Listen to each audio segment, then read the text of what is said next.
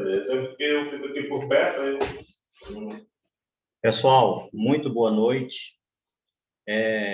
Meu nome é Aldeci dos Santos Dutra, sou professor da disciplina Direito do Trabalho e Previdência, tá? Para o curso de administração. Esta é a minha primeira aula deste tema para esta disciplina, tá? E para começar, vamos começar pela questão histórica, pelo fundamento histórico do trabalho, do direito do trabalho, tá? Quando se fala de direito do trabalho, não se pode fundamentar sem falar da história da humanidade. O trabalho na antiguidade não era uma coisa digna. O trabalho era uma espécie de castigo. Os nobres não trabalhavam. Eles eram mantidos pela mão de obra de escravo, de pessoas conquistadas, de nações que tinham sido dominadas em guerras e etc. Então, para fundamentar a questão do direito do trabalho hoje, precisamos entender um contexto histórico do passado, porque em muitos momentos da nossa legislação vai fazer alusão a trabalho escravo. Então, nós precisamos entender o trabalho escravo, a situação de trabalho escravo, como era o trabalho antigamente e a evolução histórica. Por que hoje estamos nesse formato? Por que trabalhamos assim? Porque entendemos dessa forma hoje. Mas, para isso, precisamos entender todo um contexto do passado. Vamos lá. Antes, aqui, depois da minha apresentação, quero deixar claro para vocês que existem uns links, de alguns comentários, de alguns conteúdos, para que vocês estudem, acompanhem, além da apostila. Por outro lado, eu vou utilizar-se do slide e também da apostila, que também está à disposição de vocês, tá? Vamos começar aqui pelo contexto histórico aqui.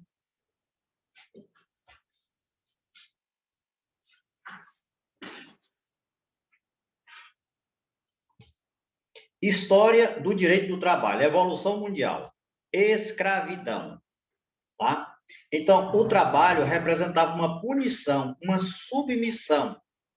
O trabalho não era digno como hoje, que as pessoas estudam para ter direito ao trabalho, lutam para ter acesso ao trabalho. Nesta época, o trabalho era representado como uma punição. Nos contextos mais antigos, mais anteriores, você vê desde a cultura judaica, já falava da punição do trabalho, né? O trabalho como uma espécie de punição.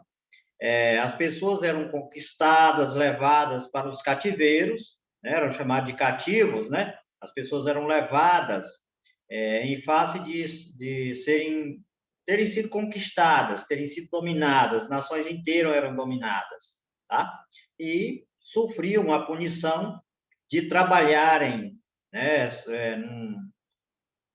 num formato de punição, num formato de submissão, de humilhação, para manter outras civilizações. Como, por exemplo, a civilização egípcia, que vem lá dos textos antigos, lá religiosos, da Bíblia e do Corão, vem falando da questão da escravidão do povo hebreu no Império lá do Egito, na época, né? Então, você vem para os babilônicos, né? Você vem para os caldeus, você vem para os dias mais recentes e sempre tendo em vista que o trabalho era uma espécie de punição. Observando esta questão, vamos fundamentar aqui, de acordo com a nossa apostila, o que fala aqui, o aspecto histórico do direito do trabalho. A história do homem, a história do trabalho do homem é uma história de terror, tá? De acordo com FIRA 2003, página 19, tá? Na antiguidade, a principal forma de trabalho era a escravidão. O homem escravo não era considerado pessoa, e sim um objeto, pertencia ao seu senhor, tá?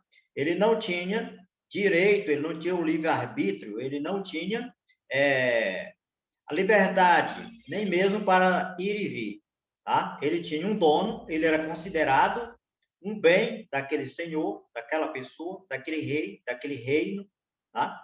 E vivia ali pelo resto da vida sob um domínio daquele senhor até a sua morte, né? Ou, em alguns casos, ganhava a liberdade, comprava a liberdade, ou o senhor, às vezes de bom coração, libertava, né, a pessoa daquele jugo, daquela escravidão.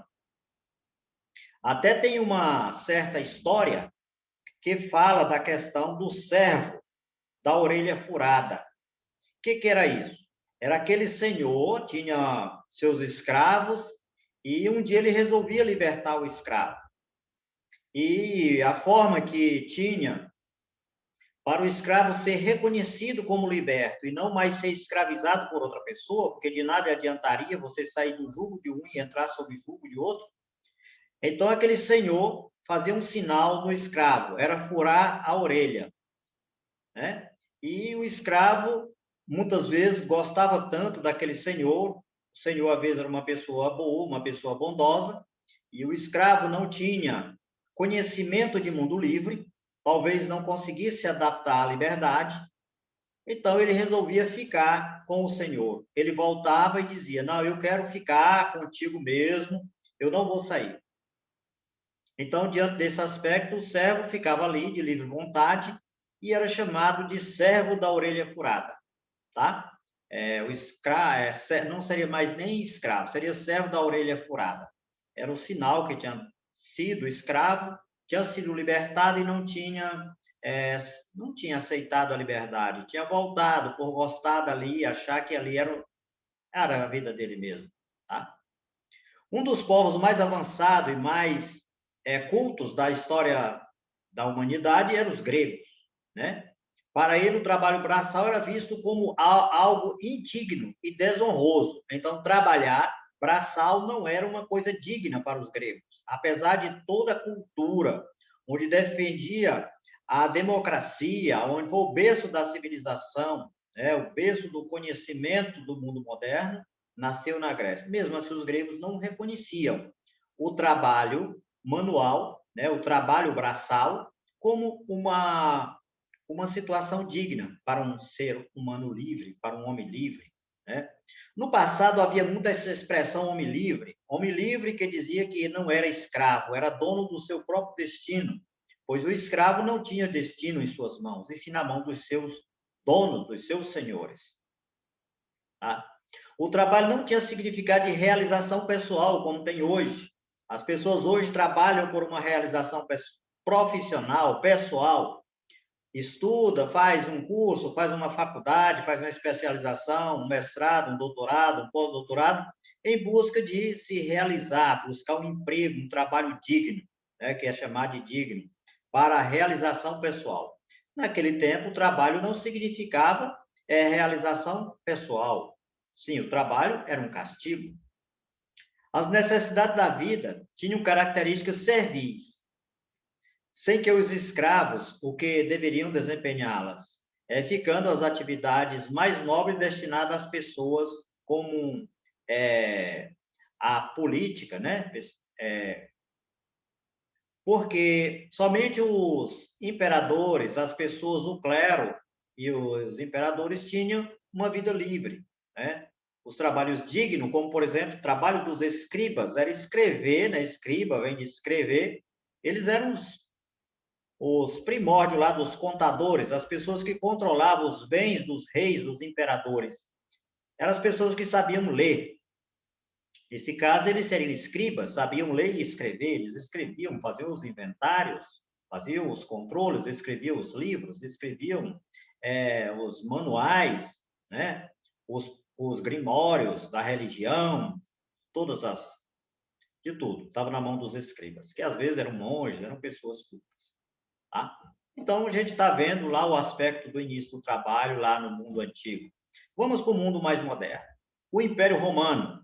O regime também era de escravidão. Bom, para vocês terem ideia, o Império Romano dominou o mundo, né? Dominou o mundo aí por muitas décadas, né? E não tinha, né? Como as pessoas serem livres, porque o Império Romano era um império muito forte, de muito poder. Então, as pessoas que se diziam livres eram as pessoas que moravam além das fronteiras do Império Romano. Essas pessoas que moravam além das fronteiras do Império Romano, que não falavam grego e nem latim, elas eram consideradas bárbaras, né? Se chamava os bárbaros, né? Então, eram pessoas que não eram conhecidos como cidadãos, mas entre eles, eram homens livres, porque não eram escravos. Mas todos aqueles que estavam sob o domínio de Roma e que não fosse um cidadão romano, ele com certeza seria um dominado, seria um escravo, tá? Após a queda do Império Romano, surgiu o feudalismo. Era uma forma um pouco diferente, né? Ok, durante o período do feudalismo surge uma nova forma de trabalho, a servidão. Esta se dava da seguinte forma: o servo produzia alimento e dava parte da sua produção ao senhor feudal, em troca de proteção militar e política, né? E do uso da terra. Então, a servidão era uma outra modalidade, um pouco mais avançada, um pouco mais moderna, em que as pessoas tinham em troca de sua liberdade, em troca de sua vida, eles trabalhavam na terra, davam parte da sua produção ao senhor feudal em troca de sua vida, em troca de sua liberdade, em troca de proteção, tá? Nesse caso, né, era uma situação intermediária, não era escravo e nem livres, né? Mas, uma vez que estavam presos às terras dos senhores feudais, quer dizer, eles estavam mais ou menos, né? Não era escravo nem era livre, porque dependiam da terra, dependiam dali da lavoura, porque as pessoas viviam praticamente da agricultura, né? Então, com a migração dos camponeses para a cidade, na Idade Média, surge as corporações de ofício, né? Essas consistiam em trabalhos especializados, né? Então, começa o desenvolvimento quando as pessoas saem, né, do campo, do trabalho manual, do trabalho do campo, para as cidades. Daí começa uma nova fase, né, do trabalho, tá? Isso aqui, gente, é apenas um resumo, falando um pouquinho, tá? Do resumo aqui para vocês, tá? Mais à frente um pouquinho, vamos voltar aqui para o nosso slide.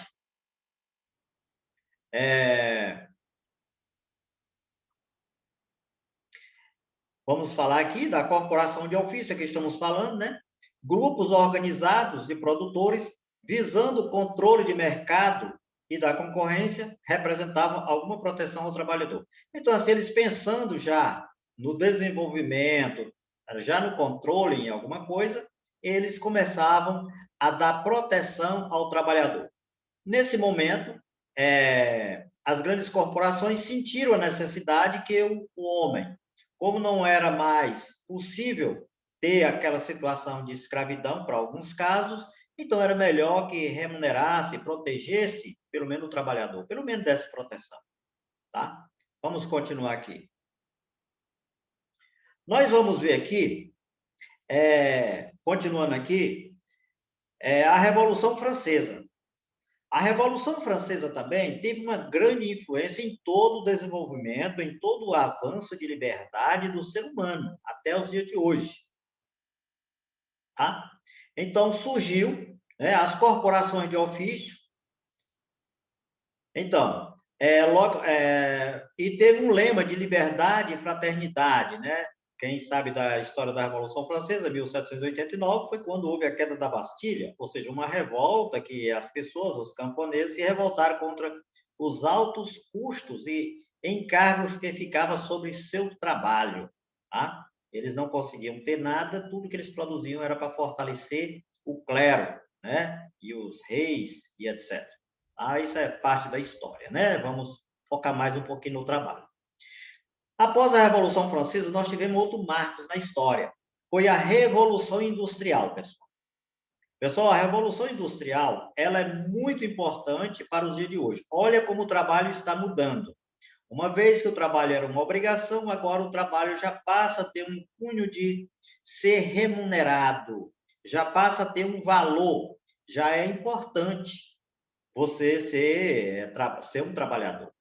Então, a Revolução Industrial, desenvolvimento de novas técnicas de produção e de invenções industriais. A Revolução Industrial começou aonde? Na Europa, né? Surgiram os primeiros teares, as primeiras máquinas, máquina a vapor e etc. Com isso, precisava de trabalho, né? Produção. Nesse caso, temos que entender que, em face do grande aumento populacional, a população precisava ter acesso, né, a alimento, a vestuário, a calçados, né, a armas e uma série de apetrechos, né, necessários para a sua vida do dia a dia, né? Então começaram a surgir as primeiras profissões, né? Mas com o acúmulo de capital, as grandes empresas, as grandes corporações precisando de uma alta produção, acabou transformando o trabalho em um emprego. Ou seja, ao invés de, sei lá, obrigar as pessoas, passou a remunerar. Então, as pessoas já eram remuneradas, né? Tendo em vista que os trabalhadores passaram a laborar em troca de salários. Gente, as pessoas que não tinham terra, não tinham propriedades, eles se submetiam a trabalhar para os outros em troca de salário, tá? Porque os grandes latifundiários, as grandes corporações tinham suas terras, tinham suas propriedades, tinham seus bens, suas riquezas. Esses não trabalhavam mesmo, não colocavam a mão na massa, precisava de pessoas para trabalhar. Então, essas pessoas foram trabalhar em troca de salários. Só que, como vocês devem saber, a carga trabalhista, né? A carga horária de trabalho era uma carga meio que escravagista também, porque as pessoas trabalhavam de forma indefinida, né?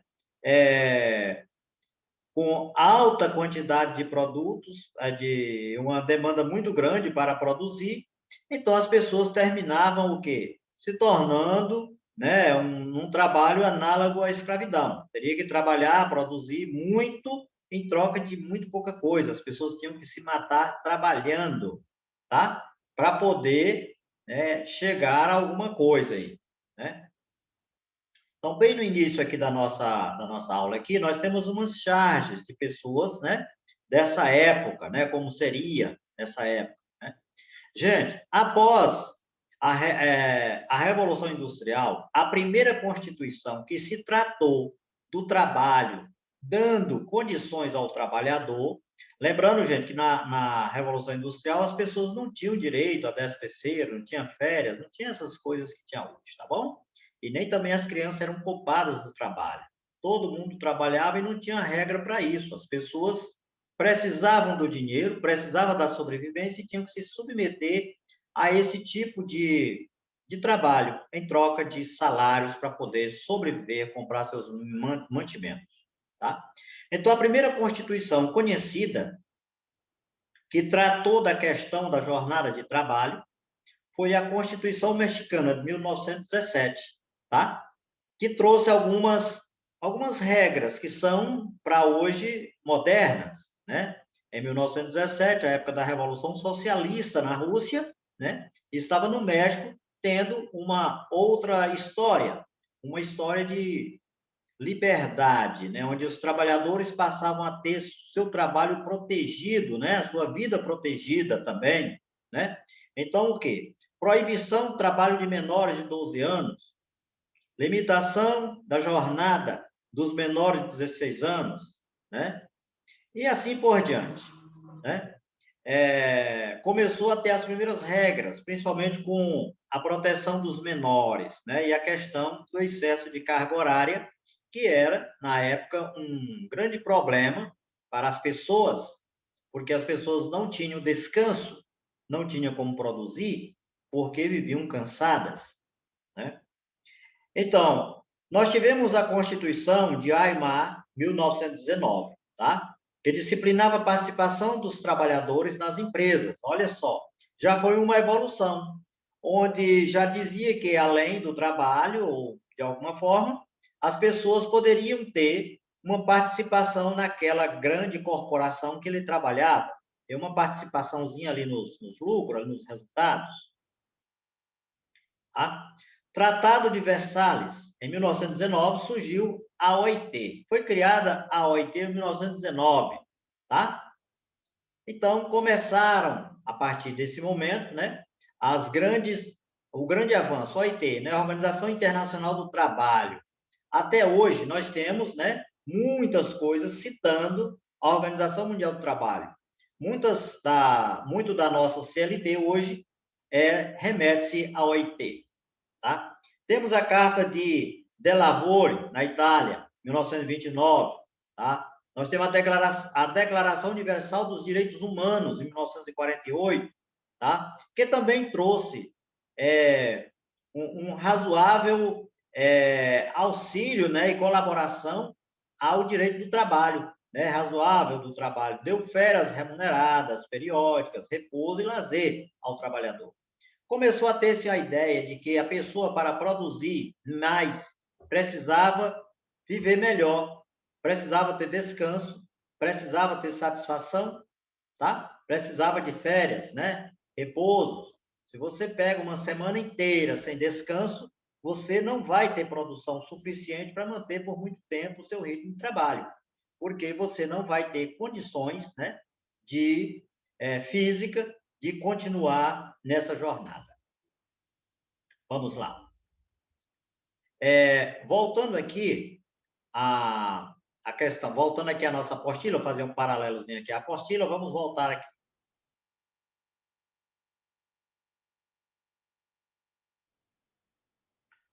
Olha, os marcos históricos dessa evolução, né, tiveram três aspectos. O aspecto econômico, quer dizer, precisava melhorar a economia. Sem a revolução, sem a evolução, não tinha muito resultado, né? Teve os aspectos políticos, né? E teve, né, o aspecto jurídico, onde começou a questão da legislação, né? Tratando de assuntos, né, referente à produção, né, do trabalhador, né? Todo esse material está aqui na apostila. Estou falando do slide, mas estão todos na apostila. Gente, conforme está ali no nosso slide, está falando aqui da criação da OIT, tem mais detalhes aqui, inclusive tem um link, se vocês quiserem pesquisar mais a respeito, está. Lembrando que na OIT, o Brasil está entre os Estados-membros, tá? Ou seja, o Brasil é signatário desse tratado da OIT, ou seja, a Organização Internacional do Trabalho. Então, gente, se alguma coisa acontece de indigna com relação a trabalho no Brasil, trabalho análogo à escravidão, o Brasil pode sofrer penalidades ou ser chamado para uma forma, fazer alguma explicação em face do tratado internacional que tem com relação à forma do trabalho, né? O trabalho que combate bastante essa questão do trabalho escravo e valoriza bastante a vida do trabalhador, tá? Bom, vamos voltar aqui à nossa apostila aqui, vamos ver evolução no Brasil. Gente, no Brasil, nós tivemos alguns avanços. Voltando aqui, evolução do direito do trabalho no Brasil. A primeira do descobrimento da abolição da escravatura, de 1500 a 1888. Gente, esse período, apesar de na Europa, como estamos vendo, os trabalhadores, as pessoas trabalhando livres e remunerados, já com, né, na questão da Revolução Industrial, as pessoas já ganhavam um salário. Aqui no Brasil, os trabalhadores que eram traficados do continente africano eram submetidos a trabalhos forçados, tá? Aqueles que se recusavam era açoitados, eram submetidos a sofrimentos e até mortos, né? Por quê? Porque a escravidão estava implícita. Esses escravos, essas pessoas eram compradas, vinham pelos navios, né? Chamava de navios negreiros, que eram traficados na África e eram trazidos para cá, tá? Trazia para o Brasil umas pessoas que não falavam a nossa língua, que não conheciam nossa cultura, não conheciam nossa religião, eram submetidos a trabalhar para os senhores, né? Os donos das grandes propriedades, donos de engenho e etc, etc, tá? Então, acontece que o Brasil foi pressionado, né? Para que não foi por questões de querer, o Brasil não fez abolição por livre vontade, sim por imposição da Europa. A Europa impôs ao Brasil que deveria abolir a escravidão. Por quê? Porque os europeus eram bonzinhos? Não. Porque o Brasil, nesse tempo, comercializava café e açúcar, que eram um dos principais produtos que o Brasil tinha, e com isso concorria de forma desproporcional com outros, né, que tinham seus trabalhos, né, pagos por meio de salário, etc. Então, como a Europa viu-se, principalmente a Inglaterra, né, viu-se prejudicada diante disso, levantaram um boicote, que a escravidão deveria ser abolida e tal, tal. Então, o que a Inglaterra fez? Ela começou a fazer um bloqueio naval. Os navios que vinham trazendo escravos eram afundados, né? Então, o Brasil começou, né, a sofrer as primeiras sanções. E depois houve uma série de pressão mesmo, e o Brasil foi obrigado a assinar, né, a lei, né, que abolia de fato a escravidão. Tá? Tem uma história, muitas histórias a respeito, mas assim de forma bem resumida, foi assim que aconteceu. Tá? Então, tivemos a Revolução, né? Tem aqui, e a terceira da Revolução de 30, né? Aos nossos dias, né? Então, que foram campanhas, né? 1930 a 1920, Revolução de 1930, foi um movimento armado liderado pelo Estado de Minas Gerais, Paraíba, Rio Grande do Sul, que culminou com o golpe de 1930, que depois o presidente da República, Washington Luiz, em 24 de outubro, não permitindo a posse do presidente Júlio Prestes. Este processo deu fim à República Velha e ascendeu ao poder Getúlio Vargas, de 1930 a 1945. Gente, essa revolta que houve aí, ela culminou-se numa nova mudança, né, de mentalidade das pessoas, etc, etc.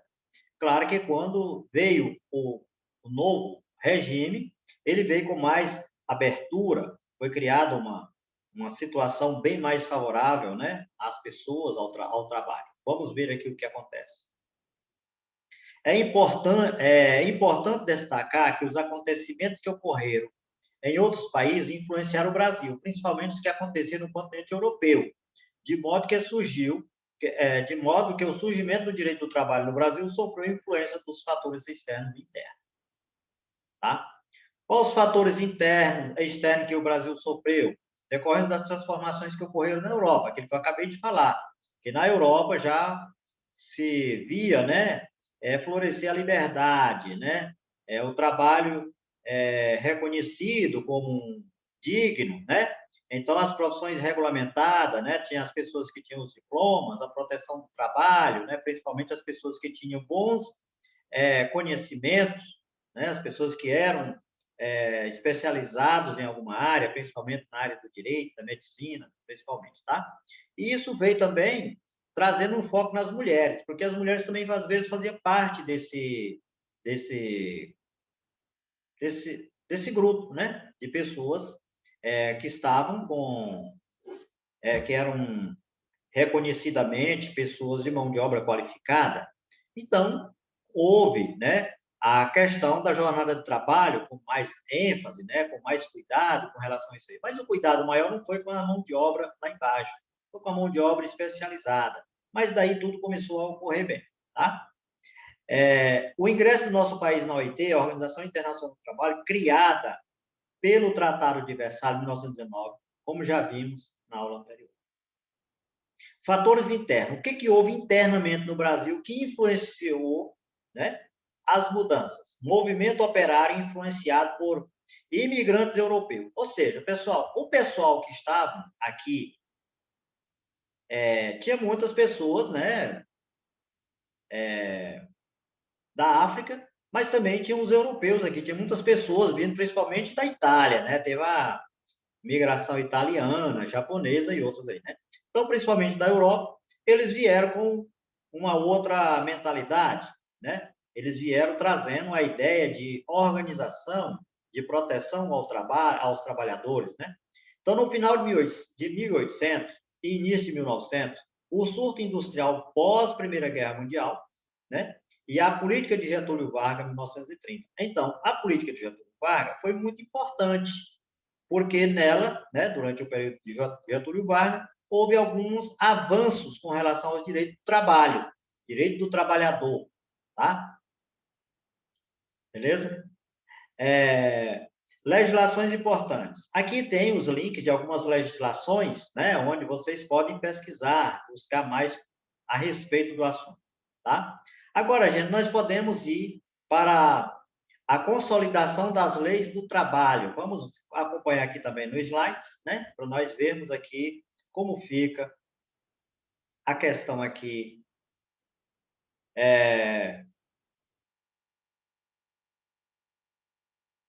A Constituição de 1891, aprovação da liberdade de associação. Constituição de 1934, foi a primeira Constituição brasileira a tratar especificamente do direito do trabalho.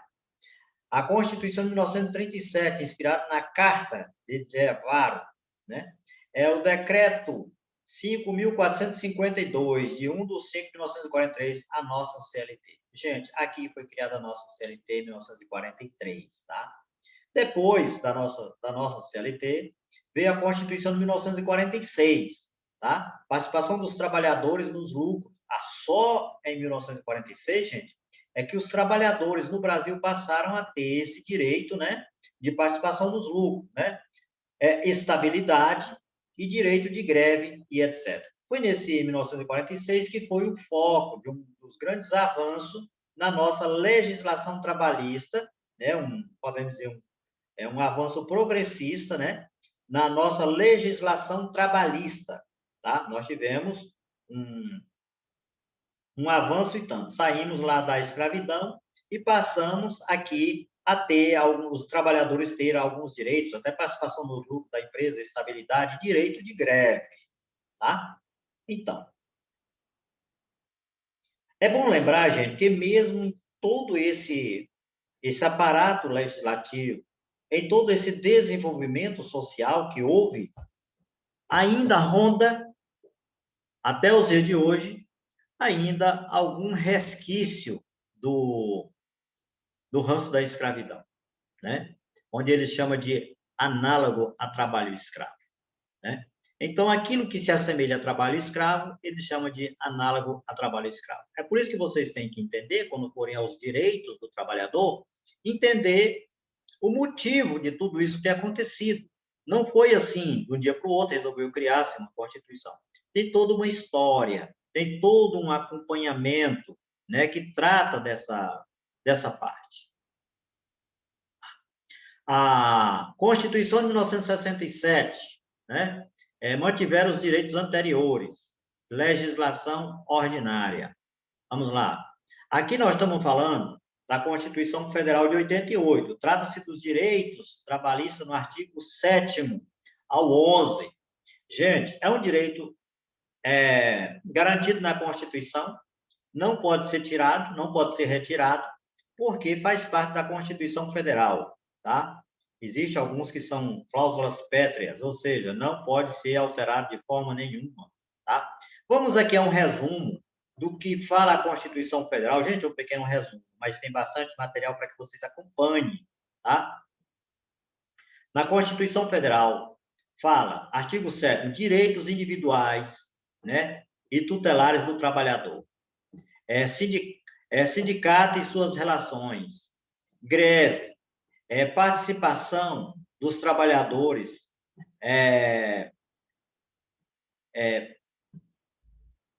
em colegiado, representante dos trabalhadores em empresa com mais de 200 empregados.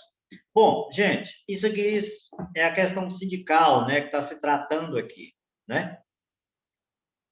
Vamos lá, Constituição. São direitos do trabalhador urbano, rural, além de outros que visem a melhoria da sua condição social. Relação de emprego protegida contra despedida arbitrária ou sem justa causa, nos termos da lei complementar, que preverá a indenização compensatória, dentre outros direitos. Então, aqui já assegura o trabalhador, né? Basicamente, o que temos hoje, né? Não pode ser despedido arbitrariamente, né? Sem justa causa. Caso isso seja violado, o trabalhador deverá ser indenizado. Seguro-desemprego, em caso de desempregos involuntários. Gente, involuntário é quando você não queria estar desempregado, ou seja, você estava trabalhando e foi despedido. Nesse caso, é uma despedida involuntária, você não quis. Lembrando que quando você pede para sair, é uma situação voluntária, você não queria o emprego, você pediu para sair. Então, não há motivo de te dar um seguro-desemprego. Lembrando para vocês que, assim, um pequeno resumo, lá na frente vamos ver novamente, que o seguro-desemprego é uma espécie de compensação provisória por você ter sido despedido de forma involuntária, né, enquanto você encontra um outro emprego, tá? Fundo de garantia do tempo de serviço. Aqui é o FGTS, gente. Foi outro direito também adquirido. Além de tudo isso que o funcionário tem, a empresa tem que pagar um valor mensalmente e depositar no banco, principalmente na Caixa Econômica, né, onde cuida desse fundo, um valor sobre a remuneração dessa pessoa, que é dela, né? Essa remuneração é dela, esse valor, ela pode sacar quando a lei determina, tem as regras para saque do FGTS, etc. Salário mínimo também foi estabelecido, ou seja, não basta só a pessoa ter direito de ter estabilidade no emprego, de não sofrer nenhum tipo de pressão, de sofrimento, de ser de alguma coisa de forma arbitrária, mas que tenha um valor digno, né, como recebimento. Então, precisa ter um valor digno, um valor que ele possa sobreviver. Então, foi fixado aqui o salário mínimo, né, capaz de atender as necessidades vitais básicas. Claro que aqui não vai dar de atender, né, mas essa é a ideia, né? As necessidades vitais e básicas, né, de sua família, moradia, alimentação, saúde, lazer, vestuário, higiene, transporte, previdência social, com ajustes periódicos que prevêem, né, o poder aquisitivo, sendo vedada a vinculação para qualquer fim. Ou seja, foi dado aqui uma abertura para que o salário mínimo possa ter o poder aquisitivo de cobrir todas as suas necessidades básicas, né? Se hoje não tem esse poder, é outra história, mas foi para isso que ele foi criado. Piso salarial proporcional à extensão e à complexidade do trabalho, ou seja, quanto mais é especializado o trabalho, mais ele é valoroso, né? É mais alto, né? Então, existe uma certa inversão quando se fala de valor de salário.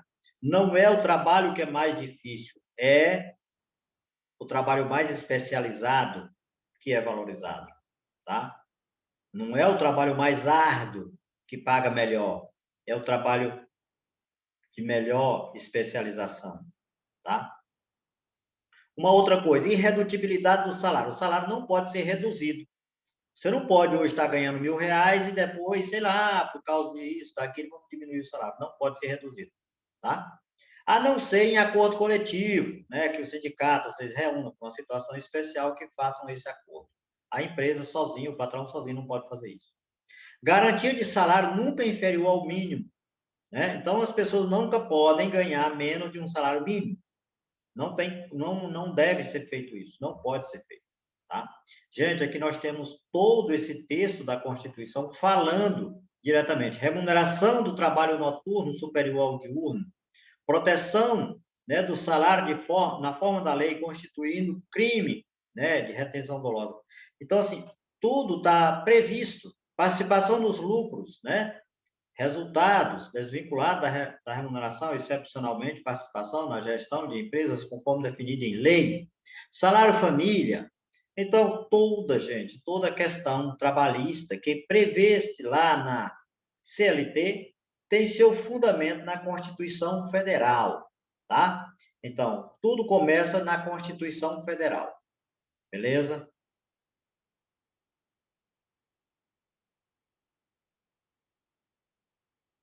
Vamos ver aqui. Conceito do direito do trabalho.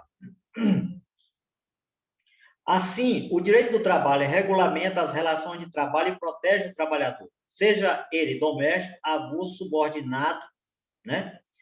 Típico, ou pequeno empresário. Então, gente, o direito, na Constituição, traz um princípio chamado de princípio da isonomia, que é o princípio da igualdade, onde trata todos iguais, certo? Então, quando fala do direito, né, que regulamenta as ações, tal, fala geralmente sobre a isonomia, né? Regulamenta, protege o trabalhador, seja ele quem for, todos, né, devem ser protegidos, tá? Princípio do direito do trabalho, gente. Gente, nós já avançamos, saímos lá da Idade Antiga, fomos para a Idade Média e viemos para a Idade Moderna, estamos aqui agora. Princípio do direito do trabalho. Não discriminação, tá? Princípio da continuidade das relações de emprego, princípio da irredutibilidade do salário, da liberdade sindical, da não interferência do Estado na organização sindical, proteção em face da automação, proteção contra dispensa arbitrária, irredutibilidade do salário, isonomia salarial, quer dizer, igualdade salarial. Gente, essa igualdade salarial, é bom deixar claro essa igualdade salarial, que está se tratando de quando você está numa função e que outra pessoa também tem a mesma função que a sua, vocês devem ser tratados com salários, né, iguais. Você não pode ter a mesma função, mesmo tempo de serviço e ter salário diferente. Chama-se princípio da isonomia. Não é igualar salário de todo mundo, é igualar o salário dentro das suas categorias. Tá bom?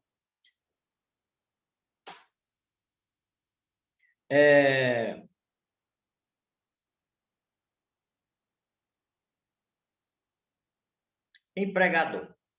Uma das grandes perguntas que sai, assim, que hoje em dia está muito na moda, é a questão de empreendedor, né? Empregador, tal, né? Então, vamos lá. O que é um empregador? Considera-se empregador a empresa, individual ou coletiva, que, assumindo os riscos da atividade econômica, admite assalariar e dirige, né? E dirige a prestação pessoal de serviço, né?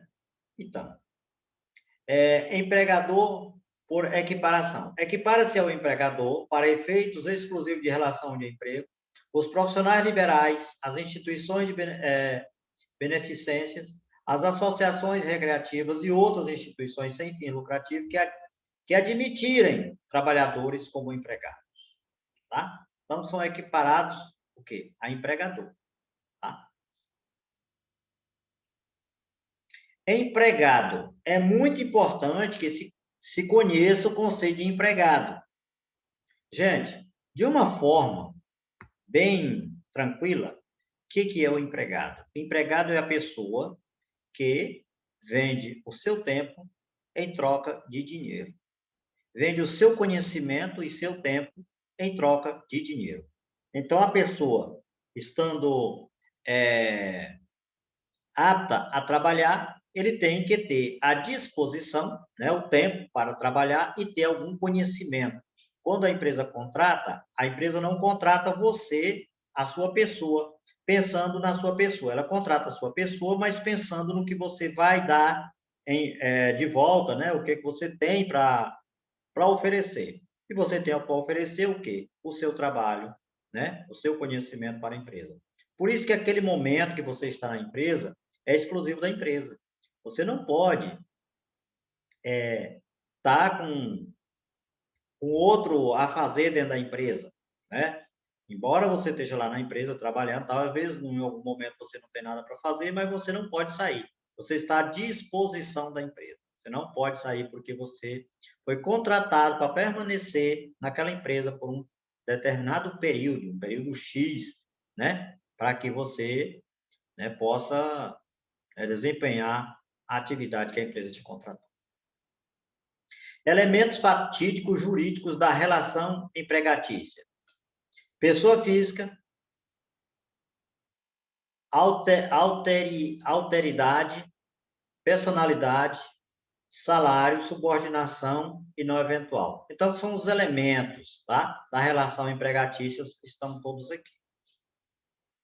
Trabalho autônomo. Olha, é muito importante que a gente entenda o que é um autônomo, o que é um trabalho voluntário, né? Trabalho autônomo é aquele que se realiza sem subordinação do trabalhador ao tomador dos serviços, autonomia. É o conceito contraposto ao de subordinação e traduz a noção de que o próprio prestador é que estabelece, né, e concretiza a forma da realização dos serviços e pacto prestado. Gente, vamos dar um exemplo aqui. Um autônomo é um contador, por exemplo, que trabalha autônomo em casa. Ele vai até a empresa, pega lá os documentos, faz um contrato e vai fazer a contabilidade na sua própria casa, cuidando lá, fazendo o que tem que fazer. Por exemplo, uma pessoa que trabalha com ar-condicionado, a empresa vai lá, fecha o serviço com ele, vai lá e trabalha, realiza o trabalho e não sofre, né, a subordinação direta, né? Uma das coisas que tem que tomar cuidado é que quando a empresa ela exige horário de trabalho, ela tem o funcionário como subordinado, tá? E que o trabalho é realizado dentro de suas dependências. Nesse caso, caracteriza não mais uma pessoa autônoma, e sim um empregado, tá? Você não tem a liberdade de ser autônomo, porque você cumpre horário, você trabalha na empresa, porque você faz cumprindo ordem. Você não é autônomo do seu serviço. Por exemplo, uma pessoa vem para consertar um computador na empresa. Aquele trabalho é um trabalho autônomo. Ele chegou, ele não é funcionário, ele vai, pega aquele computador, leva para sua casa ou para uma sala ao lado ali, ou dentro da própria empresa, e realiza o trabalho sem sofrer nenhum tipo de subordinação, né? Ele trabalha pelo que combinou ali e tal, terminou, vai embora. Beleza? Trabalho voluntário. Gente, considera-se trabalho voluntário para fins dessa lei atividades não remuneradas, né? Prestada por pessoa física, entidades públicas de qualquer natureza ou instituições privadas de fins não lucrativos, que tenham objetivos cívicos, culturais, educacionais, científicos, recreativos ou de assistência a pessoas. O serviço voluntário não gera vínculo empregatício, nem obrigação de natureza trabalhista, previdenciária ou afim. Entretanto, gente, é muito bom deixar claro que você tem que assinar um termo de voluntariado, deixando claro também que o trabalho voluntário não pode ser do dia inteiro, tá? Tem aqui, vocês leem aqui direitinho o regulamento interno, não pode ser o dia inteiro lá. Tem que ser, né, um tempo. Por quê? Se você trabalha voluntário e você trabalha o dia todo lá, então, você vai viver de quê, né? Como é que vai ficar a sua vida, né? O outro tópico aqui é o trabalho doméstico. O trabalho doméstico, as características, gente, pessoa física do prestador, né? Pessoalidade, onerosidade, ou seja, é pago, subordinação, ou seja, a pessoa cumpre ordem, continuidade, ou seja, um dos princípios do contrato, finalidade não lucrativa do empregador, ou seja, gente, quando o carinha trabalha na sua casa, o doméstico trabalha na sua casa, é na sua casa, não pode ser na sua empresa. Por quê? Você está vendo que o trabalho doméstico aqui tem uma característica aqui, que é a finalidade não lucrativa do empregador, ou seja, você está trabalhando lá, não é para uma empresa. Aquilo lá que você está fazendo não é revendido, não é vendido a ninguém. Se você está fazendo alimento, não é para o empregador vender aquele alimento, e sim para ele sustentar, né, alimentar a sua casa, sua família, tá? Então, prestação laboral à pessoa ou à família, ou seja, está ali cuidando, pode ser de uma pessoa ou de uma família, né? É no âmbito residencial, ou seja, você tem que trabalhar na empresa da pessoa, tá? Desculpa, na residência da pessoa. Joia? Então, aqui fica muito claro a questão do trabalho doméstico, né? O doméstico, assim, só para resumir alguma coisa aqui, gente, o doméstico não é só quem cuida da casa, lavando, passando alguma coisa, não. É o aviador, é o motorista da família, é a babá, é a pessoa que está ali dentro, trabalhando para a família, tá? Desde que aquele resultado daquele trabalho dele não seja revendido, tá? Seja só para manutenção da própria família.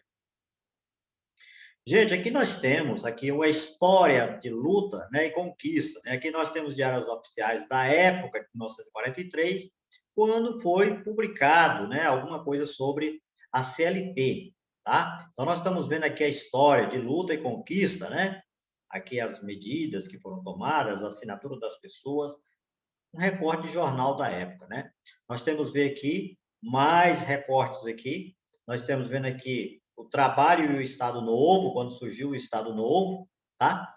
Então nós temos aqui todo esse contexto histórico que nós falamos anteriormente aqui, ele está definido aqui por meio, né, das publicações da época. É bom que vocês dêem uma lida, dêem uma acompanhada aí, tá bom? Aqui tem um material aqui, logo após aqui a aula, vai ter material que vocês podem continuar estudando, podem continuar olhando, tá bom? Vamos dar mais uma olhadinha aqui na nossa apostila aqui, por favor.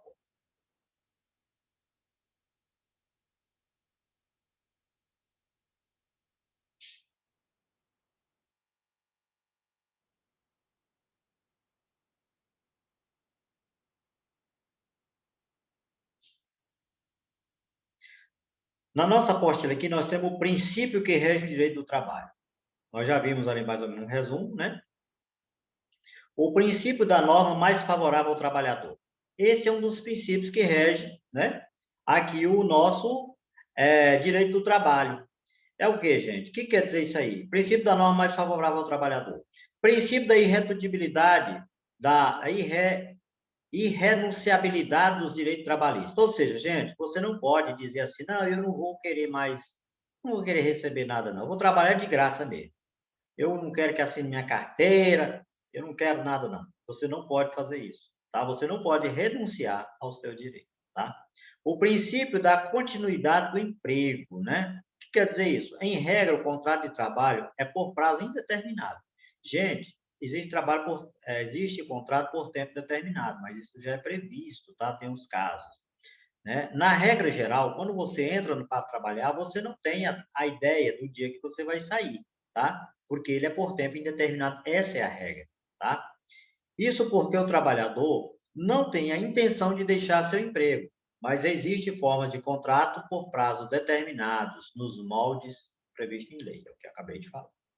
Princípio da razoabilidade. Esse princípio conduz à ideia de que os meios devem estar adequados aos fins, ou seja, na interpretação dos fatos e das normas deve-se agir com bom senso, tá? Então, bom senso sempre pensando no lado do trabalhador, porque o trabalhador é entendido na legislação trabalhista como o elo fraco da relação.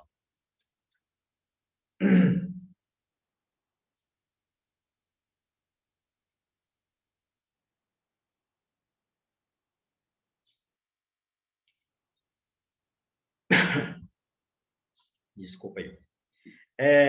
O princípio da primazia da realidade. Princípios constitucionais. O princípio da dignidade humana é um dos princípios que rege o direito do trabalho, principalmente, é que as pessoas não podem ser levadas a trabalho desumano, degradante, né? Então, isso fere a dignidade da pessoa humana. Então, esse princípio é um princípio constitucional que, dentro daquele arcabouço de regras, ele está inserido. É por isso que a legislação trabalhista ela é tão paternalista com relação ao trabalhador.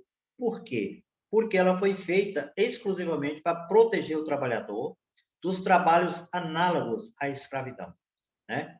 Então, vem com esse arcabouço da dignidade humana, do direito à liberdade, do direito à vida, do direito a série de situações do cidadão, da pessoa humana.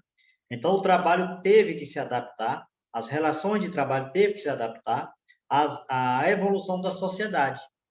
Você vê o que mudou na relação de trabalho é que as empresas, né, antigamente, as pessoas antigamente tinham o trabalho como um trabalho indigno, né? Um sofrimento, não era bem visto. O trabalhador, a pessoa que trabalhava, o trabalho braçal, por exemplo, é indigno. Hoje em dia já se faz uma luta ao contrário, né?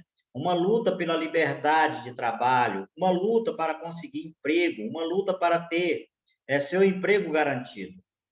As coisas mudaram muito, né? A relação de trabalho, o que se pensava sobre trabalho na época, o que se pensa em trabalho hoje, tá? Temos também o princípio do valor social do trabalho, tá? Lei de 2019 explica que desde o Tratado de Versalhes, no artigo 427, né, o trabalho humano não poderia ser objeto de mercância, ou seja, o trabalho não é uma mercadoria, um produto, mas um valor social. Então, não se vende o trabalho como se vende uma mercadoria, mas sim ligando-se o trabalho a um direito social, a um arcabouço bem mais forte, que está ligado à dignidade da pessoa humana. Então, aquele trabalho, aquela pessoa não pode ser explorada, não pode sofrer, né, algum tipo de trauma, ou que aquele trabalho seja, para ele, comparado a um sofrimento. Tá? O trabalho das pessoas não pode ser um sofrimento. À medida que você estiver num emprego, num trabalho, e que aquilo lhe torture, aquilo não é um trabalho bom, aquilo não é um trabalho digno para você. Alguma coisa está errada na relação de trabalho, porque ela não pode ter esse princípio, ela não pode ter esse cunho, ela não pode ser levada a esse modo. Tá? O trabalho é para dignidade humana, tá? Não é para a degradação do ser humano, né? Princípio da proteção ao meio ambiente do trabalho. Gente, aqui já houve um pequeno avanço e, de alguma forma, bem significativo.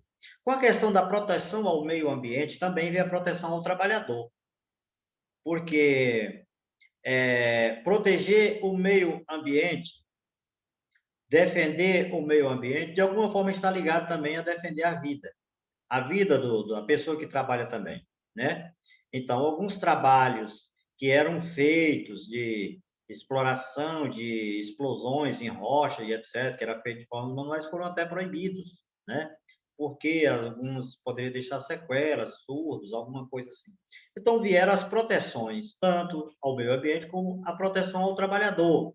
Hoje em dia, o trabalhador tem direito de ter os seus equipamentos de proteção, tá? Então, por exemplo, os trabalhos em Minas é um trabalho insalubre, um trabalho muito difícil, mas dentro dos trabalhos que são considerados insalubres, o trabalhador tem, além de algumas vantagens pecuniárias de salário, ele também tem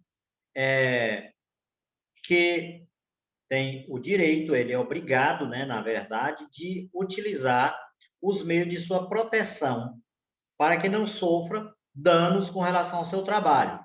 Por exemplo, contaminação.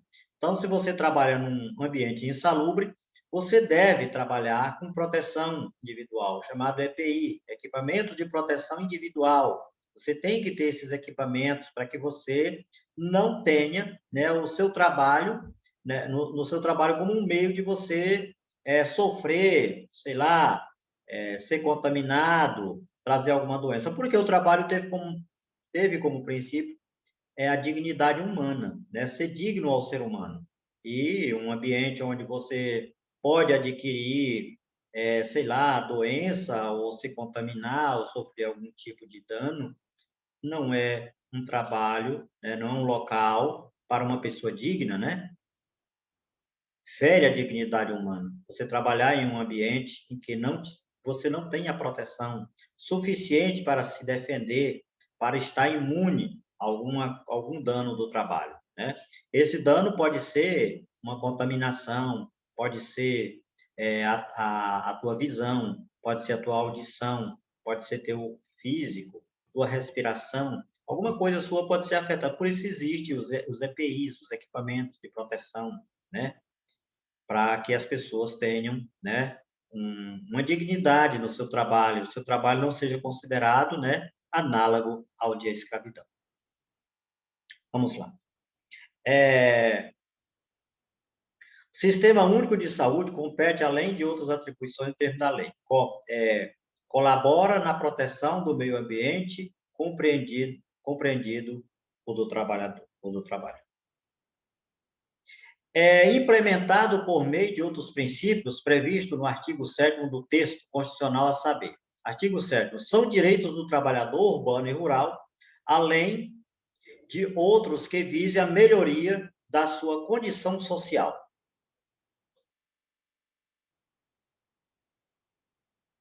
Então, princípio da limitação da duração do trabalho. A duração do trabalho normal não superior a 8 horas diárias e 44 horas semanais, facultado a compensação de horários, redução de jornada mediante acordo de convenção coletiva.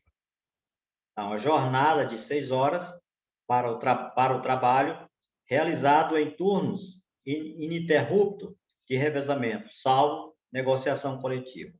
Tá? Gente, aqui está falando exatamente da nossa questão de jornada de trabalho. Tá? Princípio da proteção em ênfase da automação. Tá?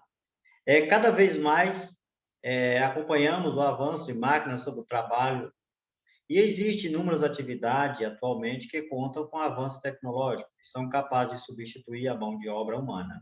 Um bom exemplo é a mecanização no campo. Atualmente, um trator realiza trabalho de inúmeras pessoas. Assim, visando proteger o trabalhador, a Constituição, no artigo 7, possui um inciso específico sobre o assunto. Veja, proteção em face da automação na forma da lei.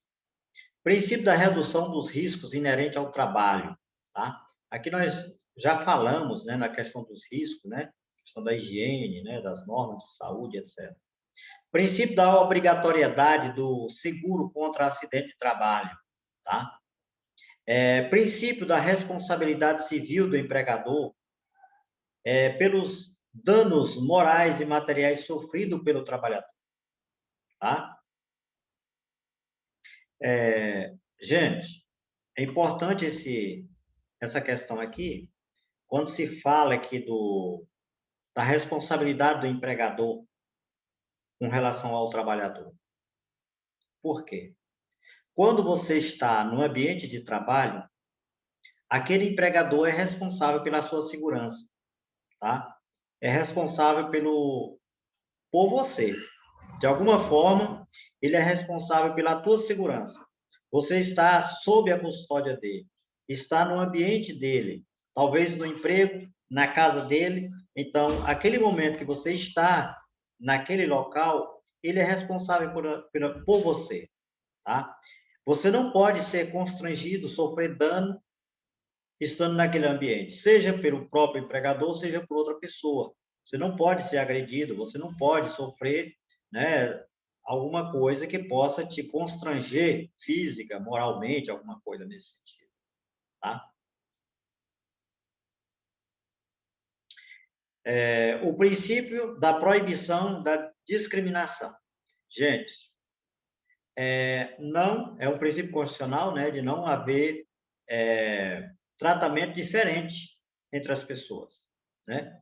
Então, principalmente no campo do trabalho, na área trabalhista, né, deve tomar bastante cuidado com relação a essa questão aí do trabalho, né, da discriminação na hora da admissão.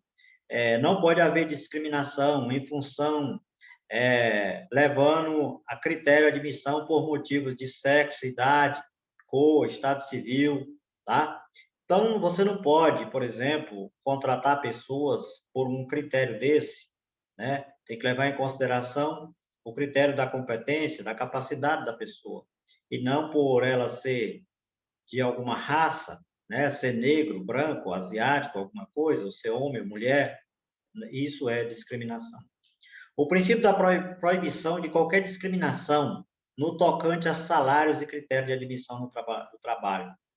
Olha, existe uma questão aqui que hoje em dia ainda é falado bastante com relação à questão da diferença de salário entre salários de homens e de mulheres. Há quem reclame ainda que os homens ganham mais que as mulheres, né? Mesmo executando a mesma função. Aquilo que nós falamos, que se a pessoa exerce a mesma função, ele não pode ter um salário diferente, né? Salário diferenciado da categoria, né? E principalmente por uma razão dessa, uma razão de sexo, né? Por questões, né? De um ser masculino, sei lá, ser homem, ser mulher, alguma coisa nesse sentido, né? E muito menos por questão tocante à raça, à cor, alguma coisa nesse sentido, tá? Então, isso é terminantemente proibido, você não pode, de forma nenhuma, admitir esse tipo de discriminação, não pode aceitar, né? Você sendo empregado e nem você sendo empregador não pode praticar esse tipo de ato, porque ele é um ato bastante perverso, criminoso e repudiado pela sociedade, tá?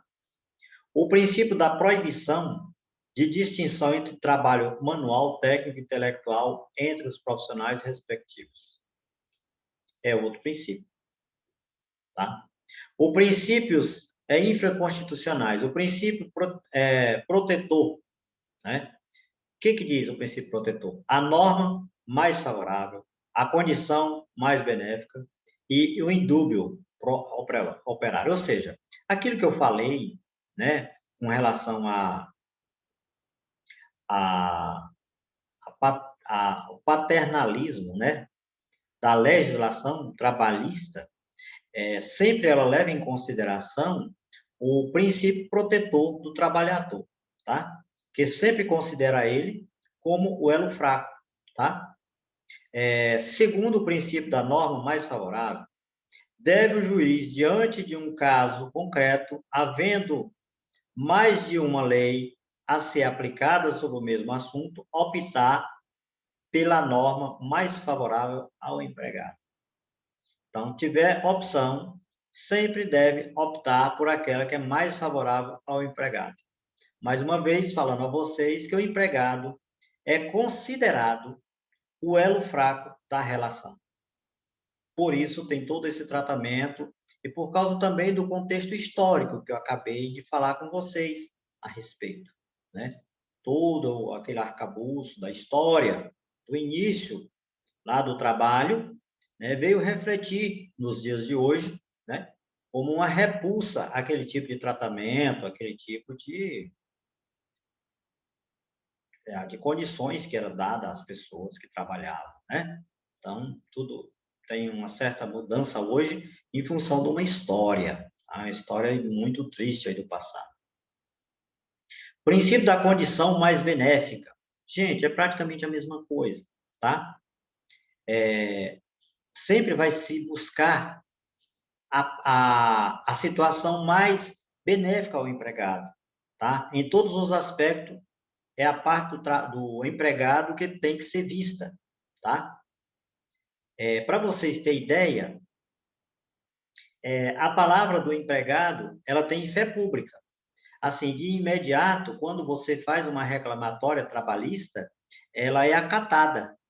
Não é você que tem que provar, e sim o empregador, né? É o acusado que tem que provar. É o inverso lá do direito, né? Quando fala que cabe ao acusador o ônus da prova, no direito trabalhista e no direito tributário é o contrário, né?